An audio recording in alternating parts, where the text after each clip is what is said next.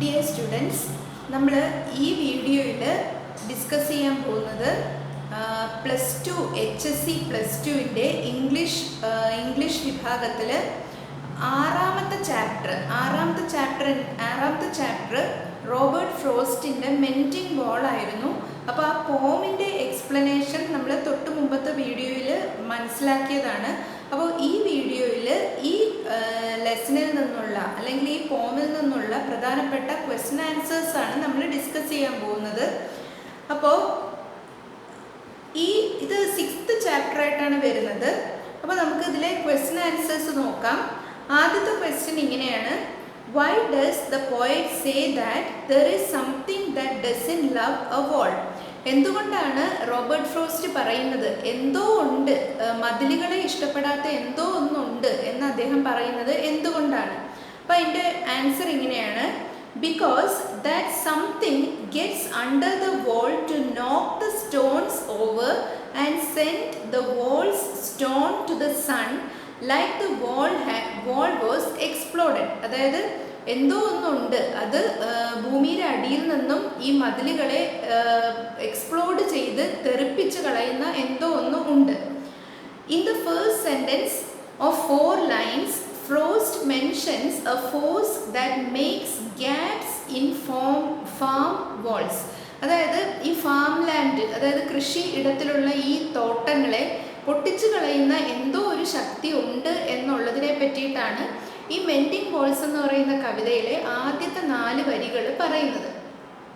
He thinks there is an invisible and mysterious being or force that knocks parts of walls down. അതായത് എന്തോ ഒരു mysterious അല്ലെങ്കിൽ നിഗൂഢമായ invisible, കാണാൻ പറ്റാത്തതുമായ എന്തോ ഒരു ശക്തിയുണ്ട് ഈ കൃഷിത്തോട്ടങ്ങളിലുള്ള ഈ വാളുകളെ പൊളിച്ചു കളയുന്നതായിട്ട് എന്നാണ് അദ്ദേഹം പറയുന്നത്.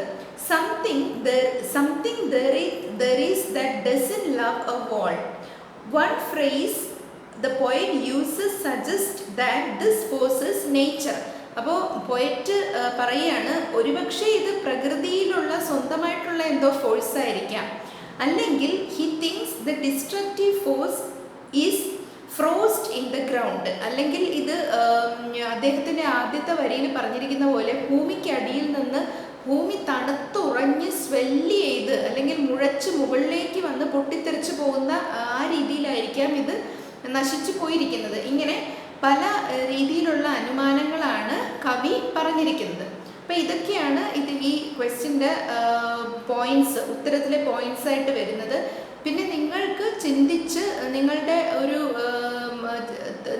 തിങ്കിങ് പോലെ മറ്റു പോയിൻറ്റ്സും ഇതിനകത്ത് ആഡ് ചെയ്യാവുന്നതാണ്. അടുത്ത ക്വസ്റ്റ്യൻ ഇങ്ങനെയാണ് വരുന്നത്: Why does the poet meet his neighbor beyond the hill at spring? വസന്തകാലത്തിൽ എന്തുകൊണ്ടാണ് പോയറ്റ് ഈ കുന്നിൻ്റെ അപ്പുറത്ത് താമസിക്കുന്ന തൻ്റെ നെയ്ബറിനെ മീറ്റ് ചെയ്യുന്നത്? ഉത്തരം ഇങ്ങനെയാണ്: The narrator makes his neighbor go beyond the hill to see the conditions there. One day the narrator along with his neighbor decides to walk along the wall which separates their property. അപ്പോൾ ഇതിൻ്റെ ഉത്തരം മറ്റൊന്നുമല്ല, വസന്തകാലത്തിൽ ആ പൊളിഞ്ഞു പോയിരിക്കുന്ന മതിലുകൾ repair ചെയ്യുന്നതിന് വേണ്ടിയിട്ടാണ് Robert frost തൻ്റെ നെയ്ബറിനെ വിളിച്ചു വരുത്തി രണ്ടുപേരും കൂടി അത് ചെയ്യുന്നത്. അടുത്ത ക്വസ്റ്റ്യൻ ഇങ്ങനെയാണ്: How do the poet and his neighbor mend the gaps in the wall? എങ്ങനെയാണ് റോബർട്ട് ഫ്രോസ്റ്റും നെയ്ബറും ആ മതിലിൻ്റെ ഗ്യാപ്പുകൾ റിപ്പയർ ചെയ്യുന്നത്? They find stones fallen on the ground while they are walking. അതായത് അവർ പരിശോധിക്കുന്ന സമയത്ത് നിലത്ത് വീണ് കിടക്കുന്ന കല്ലുകൾ അവർ കണ്ടെത്തുന്നു. They pick up those stones from the respective sides. അവരുടേതായിട്ടുള്ള സ്ഥലങ്ങളിൽ നിന്നും അവർ ഈ കല്ലുകളൊക്കെ പെറുക്കിയെടുക്കുന്നു. Some stones are shaped in bread loaves or some are shaped in round balls. ചില കല്ലുകൾ ബ്രെഡ് ലോബ്സ്, അതായത് റൊട്ടി പോലെ ഉള്ള ഷേപ്പും ചിലത് ഉരുണ്ടിട്ടുമാണ്. Hence the narrator and his neighbor are unable to put those stones back in their position. അതുകൊണ്ട് തന്നെ അവർക്ക് തിരിച്ച് പിടിപ്പിക്കാൻ വളരെ ബുദ്ധിമുട്ടാണ്. നറേറ്റർ എന്നുള്ള വാക്കിൻ്റെ അർത്ഥം കഥ പറയുന്ന ആൾ എന്നാണ്. The narrator feels they need to use some kind of magic to put the stones back on wall. അതുകൊണ്ട് തന്നെയാണ് നറേറ്റർ പറയുന്നത് അവരൊരു മാജിക്കൽ സ്പെല്ലും കൂടി ഉരുവിട്ടാണ് ഈ കല്ലുകൾ തിരിച്ചു വെക്കുന്നത്. അപ്പോൾ നിങ്ങൾക്ക് വേണമെങ്കിൽ ആ പോമിൽ നിന്നുള്ള ആ ഒരു ലൈൻ, ആ മാജിക്കൽ സ്പെല്ലിനെ പറ്റി പറയുന്ന ആ ലൈനൊക്കെ ഇതിനകത്ത് ആഡ് ചെയ്ത് പോയിന്റുകൾ ആഡ് ചെയ്യാവുന്നതാണ്. ഇനി അടുത്ത ക്വസ്റ്റ്യൻ നോക്കിക്കോളൂ. Y does the poet argue that there is no need of a wall in between his estate and that of his neighbor? എന്തുകൊണ്ടാണ് കവി പറയുന്നത് തൻ്റെ എസ്റ്റേറ്റിനും നെയ്ബറിൻ്റെ എസ്റ്റേറ്റിനും ഇടയ്ക്ക് ഒരു വോൾ ആവശ്യമില്ല എന്ന്? അതിൻ്റെ ആൻസർ ഇങ്ങനെയാണ്. The narrator tries to convince his neighbour that the wall is of no need because the narrator has an apple orchard while the neighbor own pine trees. അപ്പോൾ കവി പറയുന്നത് ഇവിടെ ഒരു വോളിൻ്റെ ആവശ്യമില്ല, കാരണം എനിക്കൊരു ആപ്പിൾ ഓർച്ചർഡാണുള്ളത്, അല്ലെങ്കിൽ എനിക്കൊരു ആപ്പിൾ തോട്ടമാണുള്ളത്, നിങ്ങൾക്ക് ഒരു pine തോട്ടമാണുള്ളത്. He says that the apples that grow in his orchard would not trespass and eat the cones of his pine trees. അദ്ദേഹം ഇതും കൂടി പറയുന്നുണ്ട്, എൻ്റെ ആപ്പിൾ മരങ്ങൾ ഒരിക്കലും നിങ്ങളുടെ പറമ്പിൽ കയറി നിങ്ങളുടെ പൈൻ മരത്തിലുണ്ടാവുന്ന പൈൻ കോൺസ് ഭക്ഷിക്കുകയില്ല. പിന്നെ അദ്ദേഹം ഒരു പോയിന്റും കൂടി പറയുന്നുണ്ട്, രണ്ടു പേർക്കും പശുക്കളൊന്നും ഇല്ലാത്തത് കൊണ്ടും അവിടെ ഒരു വോളിൻ്റെ ആവശ്യം ഇല്ല. അടുത്ത ക്വസ്റ്റ്യൻ ഇങ്ങനെയാണ്. How does the neighbour justify the need for walls or fences? അങ്ങനെ പറയുമ്പോൾ നെയ്ബർ എന്ത് ന്യായീകരണം ഉപയോഗിച്ചാണ് വാളുകളുടെ അല്ലെങ്കിൽ ഫെൻസുകളുടെ ആവശ്യമുണ്ട് എന്ന് പറയുന്നത്? ഉത്തരം ഇങ്ങനെയാണ്. The neighbour's justification for walls is that good fences make good neighbours. അദ്ദേഹം പറഞ്ഞത് ഗുഡ് ഫെൻസസ് അല്ലെങ്കിൽ നല്ല മതിലുകൾ നല്ല നെയ്ബേഴ്സിനെ സൃഷ്ടിക്കും എന്ന് പറഞ്ഞാണ് നെയ്ബർ ജസ്റ്റിഫൈ ചെയ്തിരുന്നത്. അടുത്ത ക്വസ്റ്റ്യൻ ഇങ്ങനെയാണ്. Why does the poet consider the spring season mischievous? എന്തുകൊണ്ടാണ് വസന്തകാലം മിസ്ചീവസ് ആണ് അല്ലെങ്കിൽ കുരുത്തക്കേട് നിറഞ്ഞതാണ് എന്ന് കവി പറയുന്നത്? The spring season gives him the trouble of repairing walls. ഒരു കാരണം വാൾസ് റിപ്പയർ ചെയ്യുന്ന ഒരു ബുദ്ധിമുട്ട് ഈ ഒരു കാലഘട്ടത്തിൽ ഉണ്ടാവുന്നു. അടുത്ത പോയിന്റ് എന്താണെന്ന് പറഞ്ഞാൽ കവി പറയുന്നുണ്ട്, എൻ്റെ മനസ്സിൽ എൻ്റെ ഐഡിയ ഞാൻ എൻ്റെ നെയ്ബറിൻ്റെ തലയിലേക്ക് ഇഞ്ചക്റ്റ് ചെയ്യാൻ ശ്രമിക്കുന്നുണ്ട്, പക്ഷേ എൻ്റെ നെയ്ബർ അത് ഉൾക്കൊള്ളുന്നില്ല. ആ ഒരു പ്രവൃത്തി കവി ചെയ്യുന്നത് കൊണ്ടും ഈ ഒരു സമയം മിസ്ചീവസ് ആണ് എന്ന് പറയുന്നു. അപ്പോൾ ഈ പോയിന്റ്സ് ഒക്കെ ഈ ക്വസ്റ്റ്യൻ്റെ താഴെ നിങ്ങൾക്ക് ആഡ് ചെയ്യാം. അടുത്ത ക്വസ്റ്റ്യൻ ഇങ്ങനെയാണ്. What are the contrasting views in the poem? ഈ കവിതയിലുള്ള കോൺട്രാസ്റ്റിംഗ് വ്യൂസ് അല്ലെങ്കിൽ എതിർത്ത് നിൽക്കുന്ന അഭിപ്രായങ്ങൾ ഏതൊക്കെയാണ്? അതിൻ്റെ ആൻസർ ഇങ്ങനെയാണ് വരുന്നത്.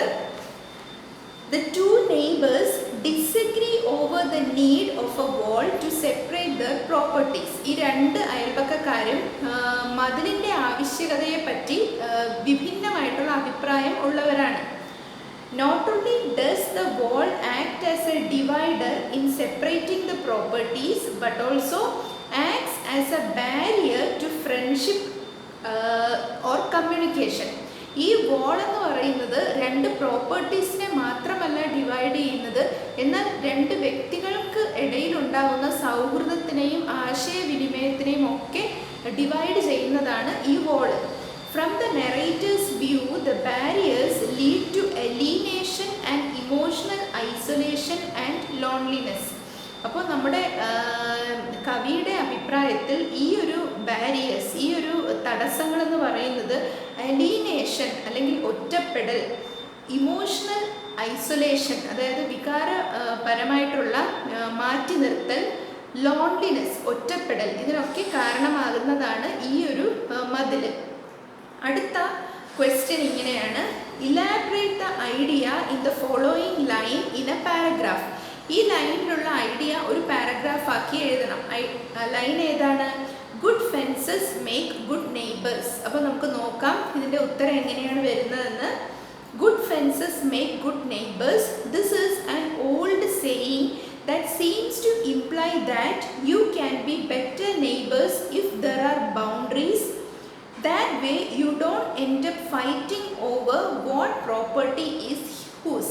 ഇതൊരു പഴഞ്ചൻ ചിന്താഗതിയാണ്. ഈ ചിന്താഗതിക്ക് അനുസരിച്ച് എൻ്റെ പ്രോപ്പർട്ടിയാണ് അല്ലെങ്കിൽ നിൻ്റെ പ്രോപ്പർട്ടിയാണ് എന്ന് പറഞ്ഞിട്ടുള്ള ഒരു ഫൈറ്റ്, ഒരു വഴക്ക് രണ്ട് നെയ്ബേഴ്സ് തമ്മിൽ ഉണ്ടാവില്ല എങ്ങനെ വന്നാൽ ഒരു മതിൽ അവിടെ ഉണ്ടെങ്കിൽ എന്ന് ന്യായീകരിക്കുന്ന ഒരു ലൈനാണിത്. For example, if there is a tree that is in between two houses, who has to rake the leaves every fall? വേണമെങ്കിൽ നിങ്ങൾക്ക് ഇങ്ങനെ ഒരു ഉദാഹരണം പറയാം. അതായത് ഇപ്പോൾ ഒരാളുടെ പറമ്പിൽ ഒരു മരമുണ്ട്. അപ്പോൾ ഫോളിൽ അല്ലെങ്കിൽ ഓട്ടം സീസണിൽ ഇല പൊഴിയുന്ന സമയത്ത് ഈ ഇലകളെല്ലാം വീഴുമ്പോൾ ആരാണത് ക്ലീൻ ചെയ്യേണ്ടത് എന്നതിനെ ചൊല്ലി രണ്ട് നെയ്ബേഴ്സ് തമ്മിൽ ഒരു പ്രശ്നം ഉണ്ടാകാൻ സാധ്യതയുണ്ട്. അപ്പോൾ ഒരു മതിലുണ്ട് എന്നുണ്ടെങ്കിൽ അങ്ങനെ ഒരു വഴക്കും പ്രശ്നങ്ങളുമൊന്നും ഉണ്ടാവില്ല. ആ ഒരു രീതിയിലാണ് ഈ ഒരു പ്രയോഗം പറഞ്ഞിരിക്കുന്നത്. ഇനി അടുത്ത ക്വസ്റ്റ്യൻ ഇതാണ്, the central idea of the poem. ഈ പോമിൻ്റെ സെൻട്രൽ ഐഡിയയെ പറ്റിയിട്ടാണ് ചോദിച്ചിരിക്കുന്നത്. അപ്പോൾ ഈ ഒരു ക്വസ്റ്റ്യൻ്റെ ഉത്തരമായിട്ട് നമുക്ക് ഈ കവിതയുടെ അർത്ഥവും പിന്നെ അതിനോടൊപ്പം ഈ കവിതയുടെ ടെക്നിക്കൽ സൈഡ്, അതായത് ഈ കവിതയിൽ ഉപയോഗിച്ചിരിക്കുന്ന അലങ്കാരങ്ങൾ, പിന്നെ വൃത്തം, ഇതൊക്കെ നമ്മൾ ഇവിടെ പറയേണ്ട ആവശ്യമുണ്ട്. അപ്പോൾ ഇതിനകത്ത് പ്രധാനമായിട്ട് ഉപയോഗിച്ചിരിക്കുന്ന രണ്ട് അലങ്കാരങ്ങൾ അല്ലെങ്കിൽ ഫിഗർ ഓഫ് സ്പീച്ച് എന്ന് പറയുന്നത് ഒന്ന് മെറ്റഫറും ഒന്ന് സിമിലിയുമാണ്. രണ്ടും ഉപമകളാണ്. അപ്പോൾ അതിനെപ്പറ്റി നമ്മൾ നോക്കാം. പിന്നെ രണ്ടാമത് അതിൻ്റെ ടെക്നിക്കൽ സൈഡ്, അതായത് അതിൻ്റെ വരികൾ കൺസ്ട്രക്റ്റ് ചെയ്തിരിക്കുന്ന ഒരു ടെക്നിക്കാലിറ്റി, അതിനെപ്പറ്റി പറയുകയാണെങ്കിൽ ഇവിടെ ഉപയോഗിച്ചിരിക്കുന്നത് ബ്ലാങ്ക് വേഴ്സ് എന്ന് പറയുന്ന ഒരു മീറ്ററാണ്. VERSE വേഴ്സ് എന്ന് പറഞ്ഞാൽ കവിത എന്ന് മാത്രമേ അർത്ഥമുള്ളൂ. അപ്പോൾ അതിനെപ്പറ്റി നമുക്ക് വിശദമായിട്ട് നോക്കാം. അപ്പോൾ ഇതിനകത്തുള്ള പോയിന്റ്സ് ഏതൊക്കെയാണെന്ന് നോക്കാം. As a poet, Robert Frost was greatly influenced by the emotions and events of everyday life. Robert frost എന്ന് പറയുന്ന കവിയെ പറ്റിയിട്ടാണ് പറഞ്ഞിരിക്കുന്നത്. അദ്ദേഹം ദൈനംദിന ജീവിതത്തിലുള്ള ചെറിയ ചെറിയ കാര്യങ്ങളെ ജീവിതത്തിൻ്റെ വലിയ വലിയ ഫിലോസഫികളുമായിട്ട് ബന്ധപ്പെടുത്തി കവിത എഴുതിയിരുന്ന ഒരു കവിയാണ് അദ്ദേഹം. Within a seemingly banal event from a normal day, watching the ice weigh down the branches of a birch tree. അതായത് അദ്ദേഹത്തിൻ്റെ ഒരു കവിതയുണ്ട് ബിർച്ചസ് എന്ന് പറഞ്ഞിട്ട്. ബിർച്ച് എന്ന് പറയുന്ന ഒരുതരം മരമാണ്. ആ മരത്തിന് മഞ്ഞ് വന്ന് വീഴുമ്പോൾ അത് മഞ്ഞിൻ്റെ ഭാരം കൊണ്ട് വളഞ്ഞ് നിൽക്കുന്ന മനോഹരമായിട്ടുള്ള ദൃശ്യത്തിനെ പറ്റി അദ്ദേഹം ഒരു കവിത എഴുതിയിട്ടുണ്ട്. അപ്പം അദ്ദേഹത്തിൻ്റെ പേരുകേട്ട കവിതകളെ പറ്റി ചെറിയ ചെറിയ പരാമർശങ്ങളാണ് ഇവിടെ നടത്തുന്നത്. അപ്പോൾ അങ്ങനെ ഒരു വളരെ മറ്റു സാധാരണ ആൾക്കാരൊന്നും ശ്രദ്ധിക്കാതെ പോകുന്ന ആ ഒരു ദൃശ്യം അത് കണ്ടിട്ട് അതിൽ നിന്നും കവിത എഴുതിയിട്ടുള്ള ഒരു കവിയാണ് അദ്ദേഹം. പിന്നെ അത് പോരാഞ്ഞിട്ട് അടുത്ത പോയിന്റ് ഇങ്ങനെയാണ് പറഞ്ഞിരിക്കുന്നത്, watching the ice weigh down the branches of a birch tree, mending the stones of a wall. ഒരു മതിൽ റിപ്പയർ ചെയ്യുന്ന ഒരു നിസ്സാരമായിട്ടുള്ള ഒരു കാര്യം. പിന്നെ mowing a field of hay, അതായത് പാടം മൂവ് ചെയ്യുക, അല്ലെങ്കിൽ MOW എന്ന് പറഞ്ഞാൽ പുല്ലൊക്കെ ചെത്തിക്കളഞ്ഞ് നീറ്റാക്കുന്നതിനാണ് മൂവിങ് എന്ന് പറയുന്നത്. അതിനെപ്പറ്റി അങ്ങനെ ദൈനംദിന ജീവിതത്തിലുള്ള നിസ്സാരമായിട്ടുള്ള കാര്യങ്ങളെപ്പറ്റി കവിത എഴുതുന്ന കവിയാണ് അദ്ദേഹം. Frost discerned a deeper meaning, a metaphysical expression of a larger theme such as love, hate or conflict. ഇത്തരത്തിലുള്ള നിസ്സാരമായിട്ടുള്ള ഐഡിയകളിൽ നിന്നും മെറ്റാഫിസിക്കൽ അല്ലെങ്കിൽ വളരെയധികം ഡീപ്പറായിട്ടുള്ള തത്വചിന്താപരമായിട്ടുള്ള ഐഡിയാസ് കണക്ട് ചെയ്ത് ആണ് അദ്ദേഹം കവിത എഴുതുന്നത്. Frost is perhaps most famous for being a pastoral poet in terms of the subject of everyday life. അദ്ദേഹം ഒരു പാസ്റ്ററൽ പോയറ്റാണ് അല്ലെങ്കിൽ ഒരു ഇടയ കവി ആണ്.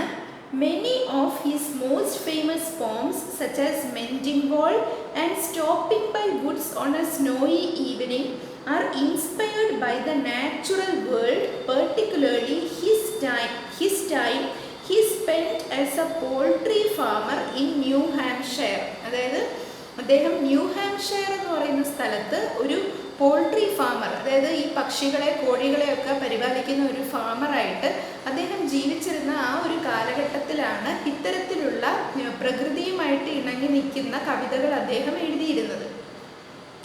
The poem Mending Wall by Robert Frost presents his ideas of barriers between people, communication, friendship and the sense of safety that people acquire from building barriers. അപ്പോൾ ഈ കവിതയുടെ ഒരു പ്രധാന തീമാണ് ഇവിടെ പറയേണ്ടത്. Every year two neighbors meet to repair the stone wall that divides their property. പിന്നെ ഈ കവിതയുടെ idea, the narrator is skeptical of this tradition, unable to understand the need for a wall when there is no livestock to be contained on the property, only apples and pine trees. അദ്ദേഹം ഈ ഒരു tradition, ഈ ഒരു മതിൽ റിപ്പയറിങ്ങിനെ പറ്റി സ്കെപ്റ്റിക്കലാണ്, അതായത് സംശയാലുവാണ്. കാരണം അവിടെ മതിൽ നിർമ്മിക്കേണ്ടതായിട്ടുള്ള ആവശ്യമില്ല. കാരണം അവിടെ ഒരു ലൈഫ് സ്റ്റോക്ക് എന്ന് പറയുമ്പോൾ കന്നുകാലികളൊന്നുമില്ല. മാത്രമല്ല ഈ രണ്ട് തോട്ടങ്ങളും അങ്ങോട്ടും ഇങ്ങോട്ടും ഉപദ്രവവും ഉണ്ടാക്കില്ല. അപ്പോൾ ഈ ഒരു ഐഡിയ അവിടെ ചൂണ്ടിക്കാണിക്കുക. അടുത്തത്, he does not believe that a wall should exist simply for the sake of existing. Moreover, he notices that the natural world seems to dislike the wall as much as he does. Mysterious gaps appear, boulders fall for no reason. അപ്പോൾ അദ്ദേഹം പറയുകയാണ്, അദ്ദേഹം ഈ മതിലുകളെ ഇഷ്ടപ്പെടാതിരിക്കുന്നത് പോലെ തന്നെ natural world, അതായത് പ്രകൃതിയും മതിലുകളെ ഇഷ്ടപ്പെടുന്നില്ല. അതുകൊണ്ടാണ് എന്തോ മിസ്റ്റീരിയസ് റീസൺസ് അല്ലെങ്കിൽ നിഗൂഢമായിട്ടുള്ള എന്തോ റീസൺ കൊണ്ട് ഈ മതിലുകളിൽ വലിയ വലിയ ഗ്യാപ്പുകൾ പ്രത്യക്ഷപ്പെടുന്നത്. The neighbor on the other hand asserts that the wall is crucial for maintaining their relationships, asserting good fences make good neighbors. Over the course of the mending, the narrator attempts to convince his neighbor otherwise and accuses him of being old-fashioned for maintaining the tradition so strictly. അപ്പോൾ ഈ മതിൽ repair ചെയ്യുന്ന ഈ ഒരു പ്രോസസ്സിനിടയ്ക്ക് Robert frost തൻ്റെ നെയ്ബറിനെ ബോധ്യപ്പെടുത്താൻ ശ്രമിക്കുന്നുണ്ട്. മതിലുകളുടെ അനാവശ്യമാണ് എന്നുള്ള കാര്യം ബോധ്യപ്പെടുത്താൻ ശ്രമിക്കുന്നുണ്ട്. മാത്രമല്ല അദ്ദേഹം ആ നെയ്ബറിനെ അക്യൂസ് ചെയ്യുന്നുണ്ട്, അതായത് കുറ്റപ്പെടുത്തുന്നുണ്ട്. എന്തുകൊണ്ട്? ഓൾഡ് ഫാഷൻഡ് ആയിരിക്കുന്നതുകൊണ്ട്, അതായത് പ്രാകൃതമായിട്ടുള്ള കാലഹരണപ്പെട്ട നിയമങ്ങളെ ഇപ്പോഴും ഫോളോ ചെയ്യുന്നതിന് അദ്ദേഹം കുറ്റപ്പെടുത്തുന്നുമുണ്ട് ഈ നെയ്ബറിനെ. അടുത്ത point, no matter what the narrator says, though the neighbour stands his ground, repeating only good fences make good neighbours. എന്തൊക്കെ പറഞ്ഞാലും ഈ നെയ്ബർ തൻ്റെ ചിന്താഗതിയിൽ ഉറച്ചു നിൽക്കുകയാണ്. ഇനി അടുത്തത്, ironically, while the narrator seems to begrudge the annual repairing of the wall, Frost subtly points out that the narrator is actually more active than the neighbor. ഇങ്ങനെയൊക്കെ ആണെങ്കിലും ഇതിനകത്തുള്ള ഒരു ഐറണി അല്ലെങ്കിൽ വിരോധാഭാസം എന്താണെന്ന് പറഞ്ഞാൽ, റോബർട്ട് ഫ്രോസ്റ്റ് മതിലുകൾക്കെതിരെയാണ് ചിന്തിക്കുന്നതെങ്കിലും എല്ലാ വർഷവും ഈ മതിൽ റിപ്പയറിങ്ങിന് മുൻകൈ എടുക്കുന്നതും റോബർട്ട് ഫ്രോസ്റ്റ് തന്നെയാണ്. അത് ഇതിനകത്തുള്ള ഒരു പോയിന്റാണ്. പിന്നെ it is the narrator who selects the day for mending and informs his neighbour across the property. Moreover, the narrator himself walks along the wall at other points during the year in order to repair the damage that has been done by local hunters. Despite his skeptical attitude, it seems that the narrator is even more tied to the tradition of wall mending than his neighbor. ഒരുപക്ഷെ നെയ്ബറിന് ഇങ്ങനെ ഒരു ചിന്താഗതി ഉണ്ടെന്ന് മനസ്സിലാക്കിക്കൊണ്ടായിരിക്കാം Robert frost ഇതിന് മുൻകൈ എടുക്കുന്നത്. എന്തായാലും neighbour അല്ല, റോബർട്ട് ഫ്രോസ്റ്റ് ആണ് നെയ്ബറിനെ വിളിച്ചു വരുത്തി ഈ റിപ്പയറിങ്ങിലേക്ക് പോകുന്നത്. ഇത്രയും പറഞ്ഞു കഴിഞ്ഞാൽ അടുത്തത് ഈ പോമിൻ്റെ ടെക്നിക്കൽ സൈഡാണ് നമ്മൾ നോക്കുന്നത്. അതായത് അതിൽ പ്രധാനമായിട്ട് പറയേണ്ടത്, ഈ കവിത ബ്ലാങ്ക് വേഴ്സിലാണ് എഴുതിയിരിക്കുന്നത്. അതിന് മുമ്പായിട്ട് ഇതിൽ ഉപയോഗിച്ചിരിക്കുന്ന അലങ്കാരം എന്ന് പറയുമ്പോൾ ഫിഗർ ഓഫ് സ്പീച്ച് ഒരെണ്ണം മെറ്റഫറാണ്. I am apple orchard, my neighbour is pine എന്ന് പറയുന്നിടത്ത് മെറ്റഫർ വരുന്നുണ്ട്. പിന്നെ അതുപോലെ തന്നെ ലൈക്ക് എന്നുള്ള പദം ഉപയോഗിച്ച് വരുന്ന ലൈനിൽ സിമിലി, SIMILE, സിമിലി എന്ന് പറയുന്ന അലങ്കാരമാണ് ഉപയോഗിച്ചിരിക്കുന്നത്. അതായത് ഇവിടെ he is all pine and am apple orchard എന്ന് പറഞ്ഞിരിക്കുന്നിടത്ത് മെറ്റഫറാണ് വന്നിരിക്കുന്നത്.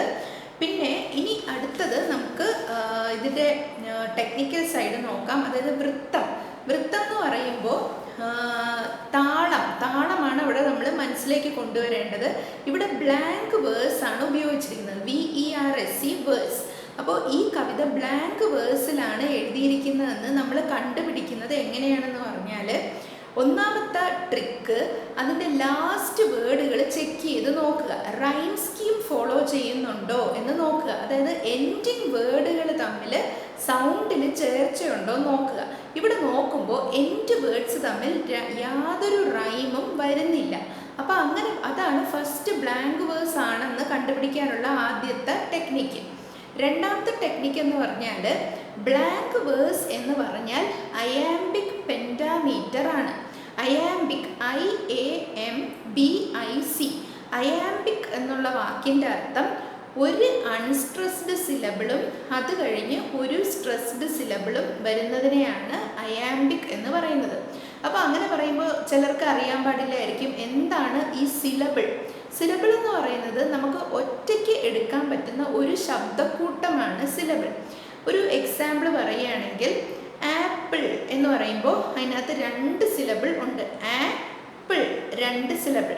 പിന്നെ മറ്റൊരു വേർഡ് ഡേഞ്ചറസ്, ഡേഞ്ചറസ്, അതിനകത്ത് 3 സിലബിൾ ഉണ്ട്. പിന്നെ അടുത്തൊരു വേർഡ് നമ്മൾ നോക്കുകയാണെങ്കിൽ ഇവാലുവേഷൻ, ഇവാലുവേഷൻ, അതിനകത്ത് 4 സിലബിൾ ഉണ്ട്. അപ്പോൾ നമുക്ക് ഒറ്റയ്ക്ക് എടുക്കാൻ പറ്റുന്ന ഒരു ശബ്ദക്കൂട്ടത്തിനെയാണ് സിലബിൾ എന്ന് പറയുന്നത്. അപ്പോൾ ഇത് ബ്ലാങ്ക് വേഴ്സ് എന്ന് പറഞ്ഞാൽ അയാംബിക് പെൻറ്റാമീറ്റർ ആണ്. അയാംബിക് എന്ന് പറഞ്ഞാൽ തുടങ്ങുമ്പോൾ അൺസ്ട്രെസ്ഡ് സിലബിൾ. സ്ട്രെസ്ഡ് എന്ന് പറയുന്നത് നമ്മൾ ഇത്തിരി ഉറപ്പിച്ചും ഒച്ച അല്പം ഉയർത്തിയും ഇത്തിരി നീട്ടിയും ഉച്ചരിക്കുന്നതിനെയാണ് സ്ട്രെസ്ഡ് എന്ന് പറയുന്നത്. അൺസ്ട്രെസ്ഡ് എന്ന് പറയുന്നത് ഇത്തിരി ശബ്ദം കുറച്ചും ഇത്തിരി സോഫ്റ്റ് ആയിട്ടും ഉച്ചരിക്കുന്നതിനെയാണ് അൺസ്ട്രെസ്ഡ് എന്ന് പറയുന്നത്. അപ്പോൾ ഈ ബ്ലാങ്ക് വേഴ്സ് എന്ന് പറഞ്ഞാൽ അയാംബിക് പെൻറ്റാമീറ്റർ ആണെന്ന് പറഞ്ഞല്ലോ. പെൻറ്റ എന്ന് പറഞ്ഞാൽ 5 എന്നാണ് അർത്ഥം. അപ്പോൾ ഈ ആദ്യം അൺസ്ട്രെസ്ഡ് സിലബിൾ, പിന്നെ സ്ട്രെസ്ഡ് സിലബിൾ, പിന്നെ അൺസ്ട്രെസ്ഡ് സിലബിൾ, പിന്നെ സ്ട്രെസ്ഡ് സിലബിൾ. ഈ ഒരു പാറ്റേൺ, ഇതൊരു പാറ്റേൺ എന്ന് പറയുന്നത് താളമാണ്. ഈ ഒരു പാറ്റേണിൽ 5 വരികൾ വരും. പെൻറ്റാമീറ്റർ എന്ന് പറയുമ്പം 5 വരികൾ, ഇതുപോലെ 5 വരികൾ വരുന്നതിനെയാണ് അയാംബിക് പെൻറ്റാമീറ്റർ എന്ന് പറയുന്നത്. അയാംബിക് പെൻറ്റാമീറ്ററിനെയാണ് ബ്ലാങ്ക് വേഴ്സ് എന്ന് പറയുന്നത്. അപ്പോൾ ഈ കവിത നോക്കുമ്പോൾ നമുക്കറിയാം അതിൻ്റെ എൻഡിലൊന്നും റൈമിംഗ് വേർഡ്സ് ഇല്ല. പിന്നെ ഈ വരി തുടങ്ങുന്ന ലൈന് നോക്കിക്കഴിഞ്ഞാൽ നമുക്ക് ഇത് ബ്ലാങ്ക് വേഴ്സ് ആണെന്ന് ഉറപ്പാകും. അപ്പോൾ ഈ തുടങ്ങുന്ന ലൈൻ ഇങ്ങനെയാണ്, something there is that doesn't love a wall. അപ്പോൾ ആദ്യത്തെ വേർഡ് എടുക്കാം, സംതിങ്. ഇതിന് എത്ര സിലബിൾസ് ഉണ്ട്? സംതിങ് 2 സിലബിൾ ഉണ്ട്. ആദ്യത്തെ സിലബിൾ നോക്കിക്കേ, സം എന്ന് പറയുമ്പോൾ അത് അൺസ്ട്രെസ്ഡ് ആണ്, അതിനധികം നമ്മൾ കടുപ്പം കൊടുക്കുന്നില്ല. എന്നാൽ തിങ് എന്ന് പറയുമ്പോൾ അവിടെയാണ് നമ്മൾ സ്ട്രെസ് കൊടുക്കുന്നത്. അപ്പോൾ സംതിങ് ദർ ഈസ് എന്ന് പറയുമ്പോൾ something there is that doesn't love a wall എന്ന് പറയുമ്പോൾ ഇതിനകത്ത് ആദ്യത്തെ സിലബിളിന് സ്ട്രെസ് ഇല്ല, രണ്ടാമത്തെ സിലബിളിന് സ്ട്രെസ് ഉണ്ട്, വീണ്ടും സ്ട്രെസ് ഇല്ല, വീണ്ടും സ്ട്രെസ് ഉണ്ട്. ആ രീതിയിലാണ് വരുന്നത്. ഒരു ചുരുക്കി പറയുകയാണെങ്കിൽ ഹൃദയത്തിൻ്റെ ഹാർട്ട് ബീറ്റ് പോലെയാണ് ബ്ലാങ്ക് വേഴ്സ്. അതായത് ലവ് ഡബ് അങ്ങനെ വരുന്നതിനെയാണ് ബ്ലാങ്ക് വേഴ്സ് എന്ന് പറയുന്നത്. അപ്പോൾ ഏതാണ്ട് മനസ്സിലായി കാണുമെന്ന് വിചാരിക്കുന്നു. പിന്നെ മാത്രമല്ല ഈ പോമിനകത്ത് എല്ലാം കൂടി ഒറ്റ സ്ട്രെച്ചിലാണ് കൊടുത്തിരിക്കുന്നത്. സ്റ്റാൻസ വൈസ് ഡിവിഷൻ ഇവിടെ കാണുന്നില്ല. അപ്പോൾ ഇതൊക്കെ ബ്ലാങ്ക് വേഴ്സിൻ്റെ പ്രത്യേകതയാണ്. കവികൾ ബ്ലാങ്ക് വേർഡ്സ് ഉപയോഗിക്കുന്നത് പൊതുവെ ലോങ് പോയട്രി എഴുതുമ്പോഴാണ്. അപ്പോൾ ഇത്രയും കാര്യങ്ങളാണ് ഈ പോയമിനകത്ത് വരുന്ന പ്രധാനപ്പെട്ട ക്വസ്റ്റ്യൻസിൽ പെടുന്ന കാര്യങ്ങൾ. Thank you.